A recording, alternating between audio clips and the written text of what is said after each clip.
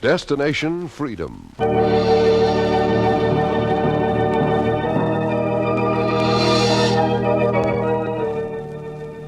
The Chicago Defender and station WMAQ bring you Destination Freedom, a radio series dramatizing the great democratic traditions of the Negro people, interwoven in the pageant of history and a part of America's own Destination Freedom.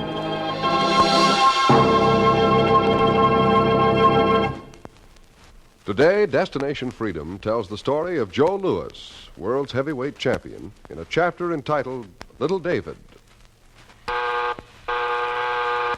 That was the 10-second warning. In 10 seconds, ladies and gentlemen, they'll throw him into the ring. He'll be born. Sit still.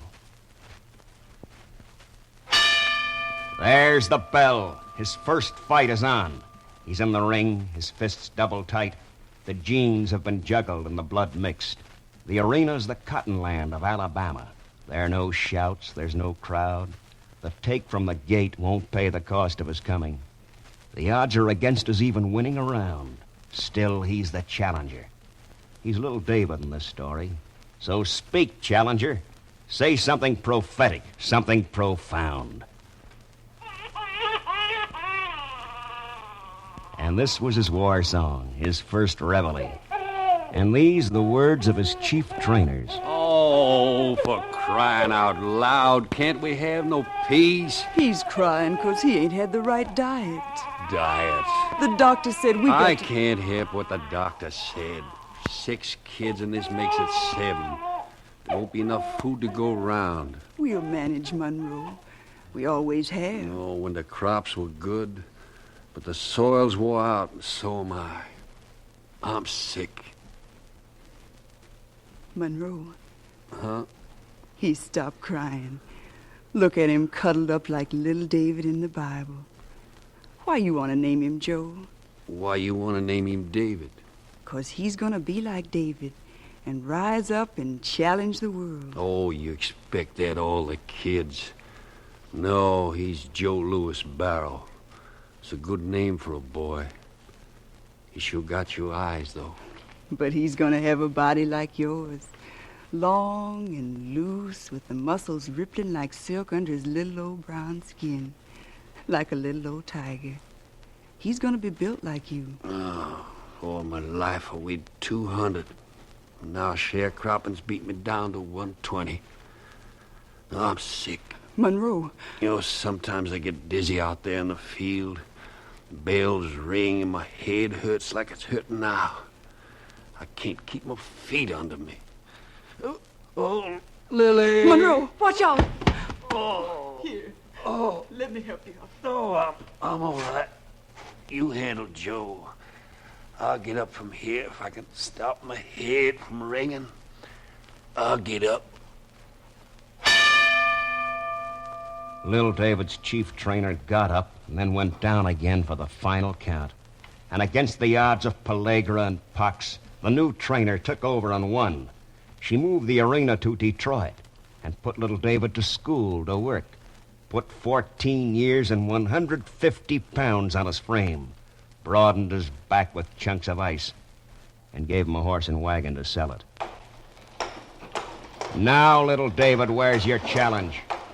Ice, Iceman. Ice, Iceman. Ice, Iceman. Is this your calling to delay decay in a tenement flat? Or is this your war chant, coming through the open window of Dr. Sturgeon's studio, from the instrument put into your hands by your chief trainer?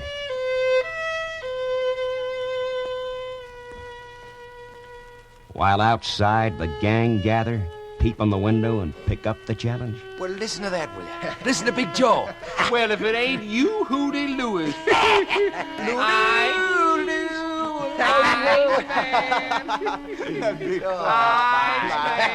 Beat it, will you, guys? Huh? Let me alone. Oh, who's bothering you? Temperamental, huh? Yeah. Look, my mother puts in a lot of work to help me take lessons. I don't want to waste it. Oh, his mama don't want him to waste his little bit of lessons. Well, this guy's a square and a sissy. Hey, you gonna let Mac call you that, Joe? A sissy?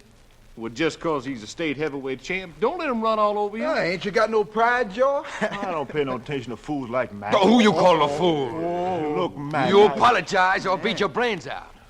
Oh, he's yeller. I'm not scared. I just don't want to fight, that's all.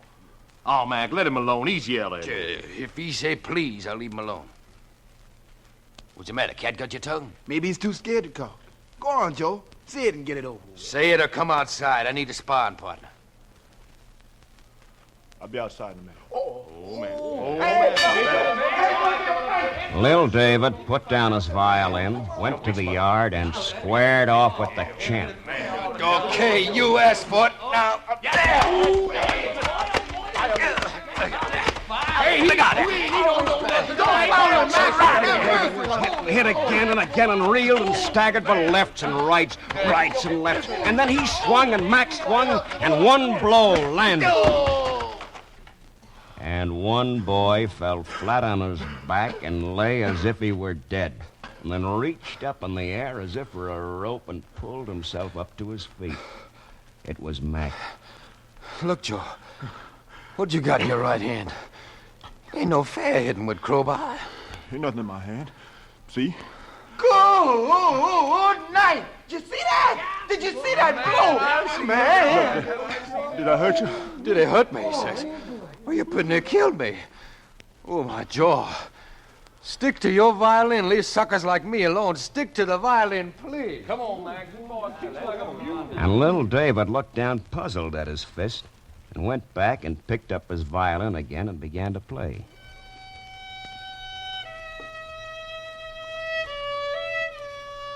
But one spectator stayed behind. Say, Joe. Huh? You mule or man? Oh, go on, Beanie. No kidding, Joe. You got a gold mine in your fist and you don't know it. What you talking about? Well, if you can whip the state champ with no training at all, you ought to be able to whip the world's champ with a little training. Ain't that logical? What you talking about? Boxing. Boxing? Look, we starting a team down at Brewster Gym. We need a good light heavy, somebody that's akin to mules, like you. Oh, I don't know nothing about boxing. I've never done nothing but this backyard stuff. Besides, Mother doesn't like it. She'd like it if you was champ. Champ? She don't have to know you in training. When you're champ, you can take care of her. Buy anything she wants. Champ? Yeah. Sound good, don't it? Come on over to the gym. Let old Moody see you. He's the trainer. He'll show you how to punch the bag and skip rope and get in shape. And he'll get you a place on the team if you'll do just one thing. What's that? Burn up that violin. It'll drive you nuts.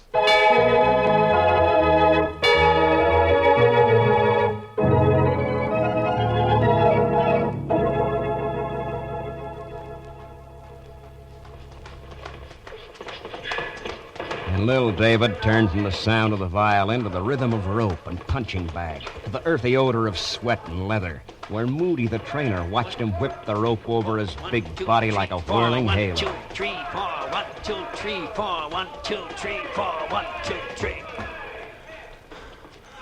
What do you think? Am I on the team? Yeah, you're a nice kid. I hate to see you get started. You got something. You can hit, that's certain. You need a hitter. Yeah, I need a boxer to beat Jack Myler. He's the Olympic champ. Still, you always got to throw at him. You'll be down at the club tomorrow night at 8. And don't be late. You just make sure Myler ain't late.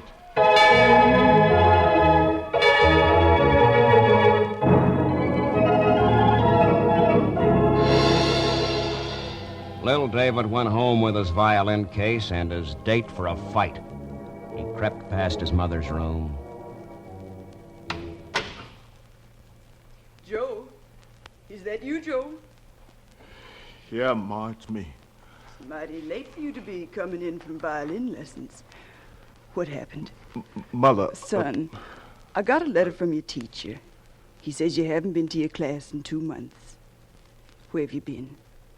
I've been taking boxing lessons. I know how you feel about fighting. But I want to see if I could do something with it. Do what with it? Earn a living, Ma. It's what we need, a living. I see. Joe, have you had a fight yet? I mean, before the public. I got one tomorrow night. Want to come see it? No. But when the fight's over, you come and see me. I'll be waiting up for you. Sure, Ma. I'll come in and throw the medal in your lap. Go on to bed. Wait till tomorrow night. Tomorrow night came, and the next morning was chasing it away when little David came home.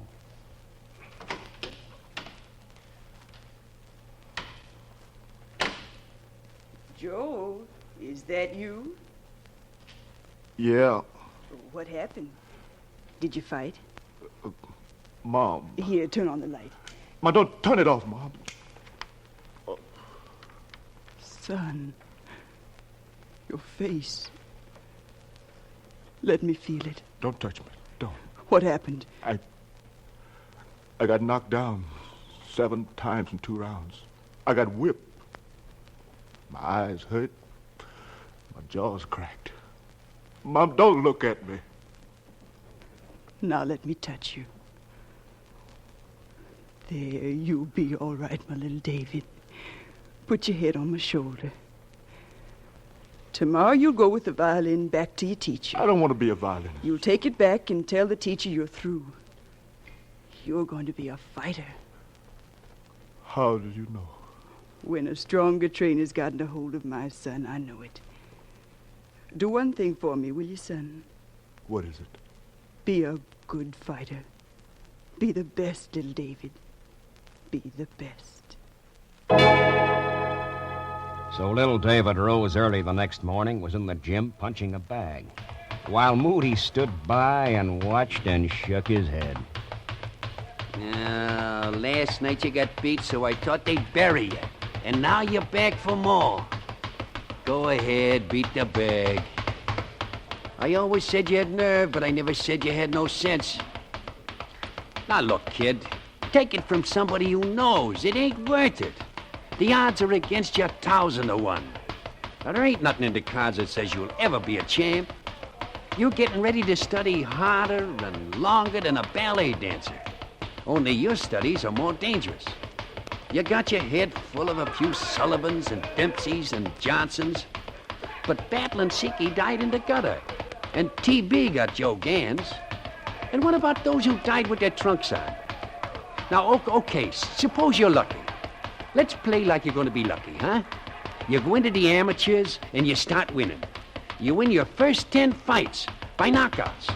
And you stand up and the promoter raises your hand and he says, "The winner by a knockout, Joe Louis!"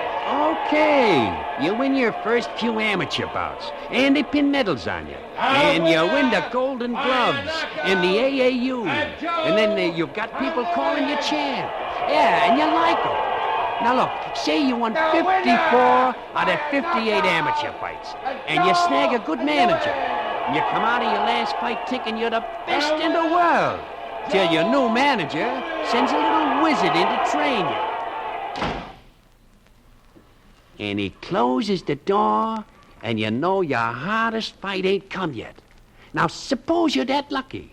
Just suppose you're that lucky. I'm Jack Blackburn. Roxy, your manager, sent me to look you over. Yeah? Did you see that last fight? You call that a fight? I can't help it if I knock the guy out. Cocky, huh? Look, big boy, the way you fight, you're lucky you haven't gotten your block knocked off. Oh, it's not all luck. The way you kept dropping your hands down, you'd think you were trying to untie your apron. A straight right would have had you. Yeah? Look, I trained a lot of guys your size. The depression's on now, and I'm even willing to train you. Don't do me no small favors. Roxy hired me to do something for you nobody else ever did. You're a big man. I'll teach you how to move as lithe as a little man. Right now, you punch like an old woman swinging a broom. I ain't had no trouble so far. That's 'cause you've been hitting the sides of barns. Try to hit me. I don't want to hurt you. Hurt me? Look, son, if you want to be funny, get on the radio. Right now, you're an alleged boxer. Go on, hit me. I weigh 200 pounds. And I weigh 130. Swing, chump, swing. I hit too hard. You don't hit at all. Swing at me. Want me to hit you first? There. Say there. Don't. Look out. Don't Then hit come me. on, swing back. Don't. Try to hit me. Swing. All right, you're asking for it. How's that? You missed. Try again. You missed him out. Give it all you got. Swing at my head. Missed. Now get up. You threw yourself off balance. I never touched you. You never moved, but I couldn't touch you. I moved half an inch. Lesson number 1. A fraction of an inch will make a man miss as well as a yard. Well, I just threw myself off balance. Lesson 2. If you're off balance when you throw your punches, you ain't throwing them right. Look, Chappie. Hereafter I call you Chappie. In my day, I fought Joe Gann, Sam Langford, Joe Walcott, Battler Nelson. I trained Sammy Mandel, Bud Taylor, Jackie Fields, and Tommy Gibbons. And don't feel bad, Chappie. You got something they all had, maybe a little more. The game's rough, but I'll teach you how to beat the rap. The way to win is to knock out your man first. Don't depend on no decision. But you got a lot to learn, Chappie. A lot to learn. The wizard took Joe Louis under his wing and showed him the science of the shuffle and the jab, the weave and the bob, the craft of the right cross and the left hook and the art of the uppercut. And then out of the sweat of the gym, he came punching like a piston. And the promoters called, "The winner by a knockout in the second round, Joe Louis." Attaboy, Chappie. Attaboy, Chappie. The winner by a knockout in the first round, Joe Louis.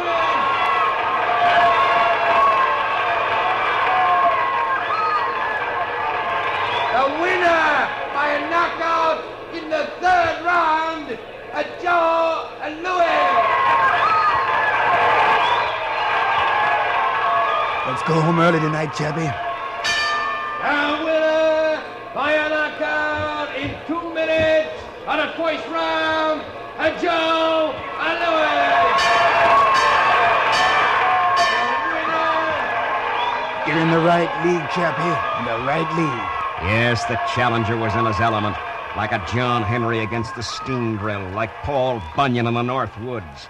His axe and his hammer cut down 5 fighters a month, until Roxy, his manager, spoke and said, "It's time we went hunting for bigger game, Joe.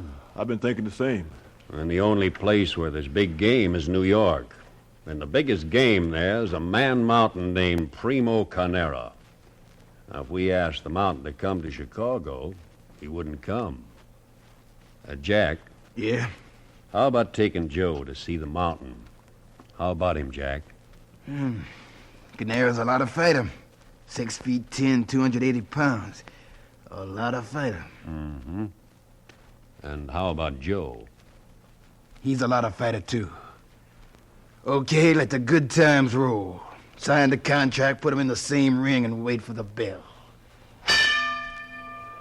There's the bell. Little David glides up to Goliath. The wizard said, "Throw your stones at his midsection. Cut him down to size." Goliath sticks out a long arm, stabs the challenger. Goliath has a reach like the long arm of the law. The giant puts his paw on Little David's face. Little David tries but can't seem to reach Goliath till the 6th round. Then Little David whips a hard hook to the stomach. Another. The giant is tottering. He's reeling, rocking. The man mountain's going down. Another hook, and he's down. He's down. Goliath is gone. Little David goes gunning for the title. Roxy clears the road to the title while the wizard shuffles a deck of cards and chuckles. Game of blackjack, Chappie? While Roxy's cooking up a fight? Sure. Well, who's it gonna be this time, Rox? Well, we got a match with an ex-champ if we want it. If we want it. It's the way to get at the title, ain't it? Who's it gonna be, Roxy? A guy named Max Schmeling. In about 6 months. Ought to be easy, Joe. Sure, I'll take him. What do you think, Jack?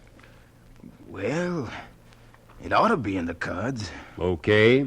Get ready for your crown, Joe. It ought to be an easy fight. And Little David got ready for the easy fight. And the wizard whispered, You watch this guy, Chappie. Watch him good. If you get in the spot, jab your way out. Here? Jab. Jab. Sure, Chappie. Okay. I'll take him. There's the bell. There goes Little David, 80 knockouts in his fist, gunning for his 81st. Easy, cool, confident. There's Schmeling with his right hand cocked like a pistol. He paws and jabs, and he shoots a right. It hits Little David flush on the jaw. He's dazed. Another right. Little David is down. He's down. The count is 1, 2, 3, 4. He's up. Again, Schmeling catches him with a hard right to the jaw. And David's down. There's the bell. That's the bell ending the round. Take it easy, Chappie. Take it easy. Keep your hands up and jab. I can't figure him, Jack. Can't seem to hit him. Well, take a swig of water and let it out. Yeah, now take all a right. deep breath. Now go out there and keep your hands up and jab. Jab. Sure. Little David's jabbing, but Schmeling meets him with a powerful right. The challenger can't even see it. Another right flush on the chin, another. The challenger stumbles, staggers like a drunk man. He slips down. The wizard yells. Get up, Chappie. Come on, baby. Get up and watch his right. Little David gets up. He staggers towards Schmeling. Schmeling circles him his right hand, cocked and lets it fly again and again and again. That invisible right pummels the challenger till he slips to his knees. He's down. Get up, Chappie. Get up, Chappie. Come on, baby. Get up. Little David just lies on the canvas. In a faraway room in his head, he hears the referee counting over him. 1, 2. And his dreams crash in a mirage about him, hearing his first war cry of 6 years ago. Ice, Iceman. Ice, Iceman. If you be a fighter, little David, be the best. The odds are against you, 1,000 to 1. 1,000 to 1. 9, 10. The winner by a knockout in the 12th round, Max Schmeling.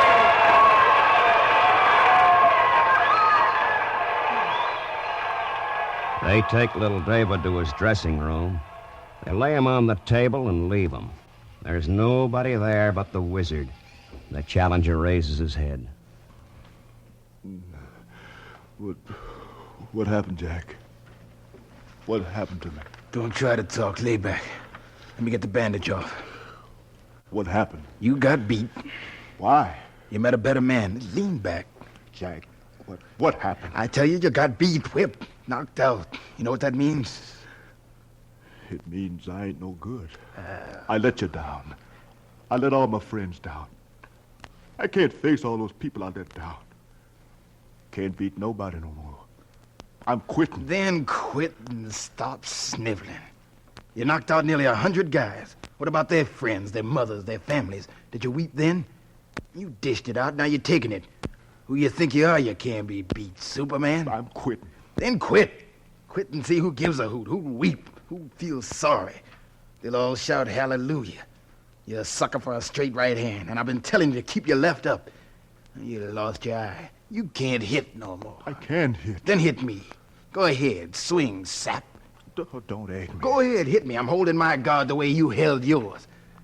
Jack. You scared, quitter? Swing!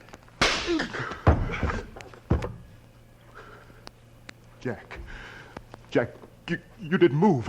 I knocked you down. Here, Jack. You okay, Chappie? My left hand was too low like yours in that ring.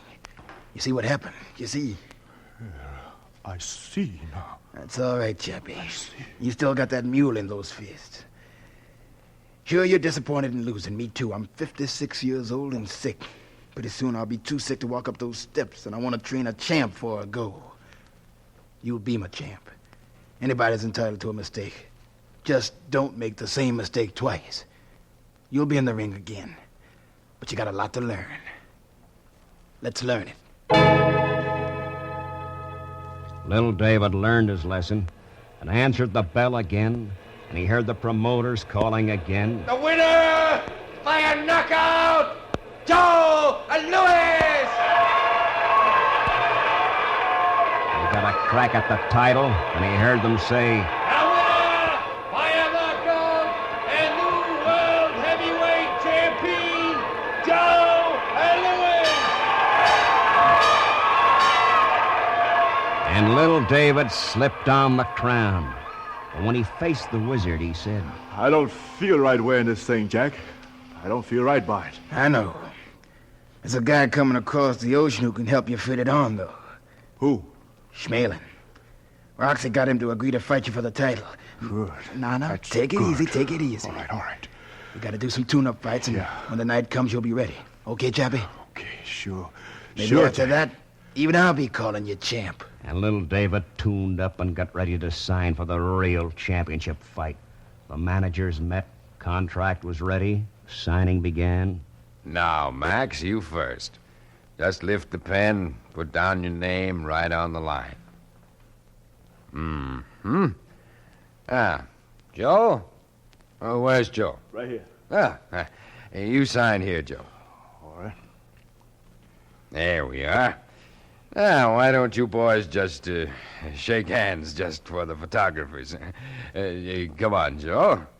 Well, all right. Mm-hmm. You, Max? Heil Hitler! It's hard to shake hands with a Nazi salute, and little David didn't shake. He went back to the gloves and the drilling and waited angrily for the bell to ring. He skipped rope in his dressing room to keep warm, the wizard watching him. That's enough, Chappie. That'll do. Is it time to go on? Crowd out there? Take it easy. Just take it easy. They'll call us when it's time. Jack, you're not getting ready. Joe, I'm not going out there tonight. What are you talking about? I'm not going out, Chappie. What's the matter, Jack? You've got to be in my corner. We've always been together. I know, but tonight, Chappie, my arthritis, I guess, I can't make it up and down those steps. I just can't. I'm sick. I never told you how sick. I can't make it up. Look, hold on. Hold on to me. I can't make it, Chappie. Now go on, go on. Jack, look, tonight you gotta make it. I want you to see me. Look, I promise. You won't have to walk up those steps to the ring but once. Just once. You promise that? It's a promise. One trip up. Come on. Let's go. Little David's come out of his dressing room and with his handlers climbing the stairs, sat down in the kilowatt sunlight and watches Schmeling across the ring, dancing on his toes. And then the bell tolls, and little David's out of the ring like a brown cat. Schmeling leads with a left and tries it right again. Little David blocks it, counters with a hook, then a left and a right. He's swarming over Schmeling, punching, pounding. Schmeling's down. He's down. 1, 2, 3. He's up again, but his legs are rubber. Little David's on him, lefts and rights. Schmeling's clinging to the rope, trying to dodge, to duck. Little David throws another terrific left hook to the butt. Oh! Schmeling screams. His hand is throwing the towel. The referee's counting. 3, 4, 5, 6. It was all over but the shouting. And wrapped in his robe, little David went down the steps with his trainer and saw the pain in his face. Jack, what hit you? What's the matter? My side hurts. It's the pain again. I'll be all right. Go on. Look, Jack. I kept my word, didn't I? You walked up those steps once. One time. One round. Sure, champ. Sure. You kept it. If I'd have gone 15 rounds, though, I couldn't have made it. And I can't make it anymore. Oh, there'll be more fights. Here, I need you, Jack. Hold on to me. Here, hold on. I'm holding. But you don't need me anymore, Chappie.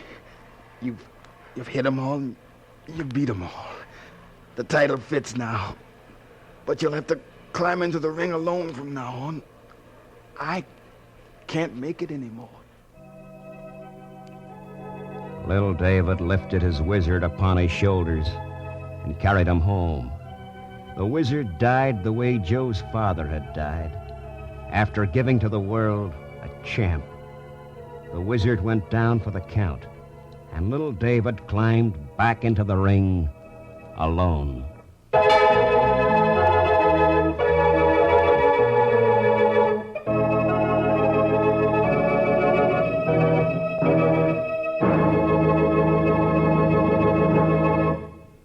You have just heard Destination Freedom's dramatization of the story of Joe Louis, world's heavyweight champion, brought to you by the Chicago Defender newspaper and station WMAQ. Destination Freedom is written by Richard Durham and produced under the direction of Homer Heck.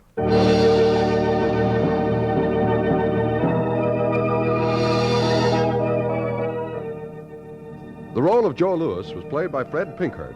Others were Oscar Brown, Harry Elders, Janice Kingslow, Charles Mountain, Les Spears, and Studs Terkel.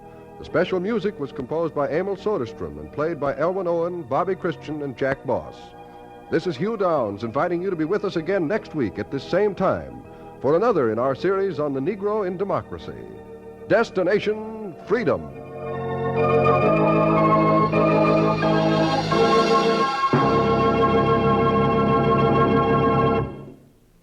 This is NBC, the national broadcasting company.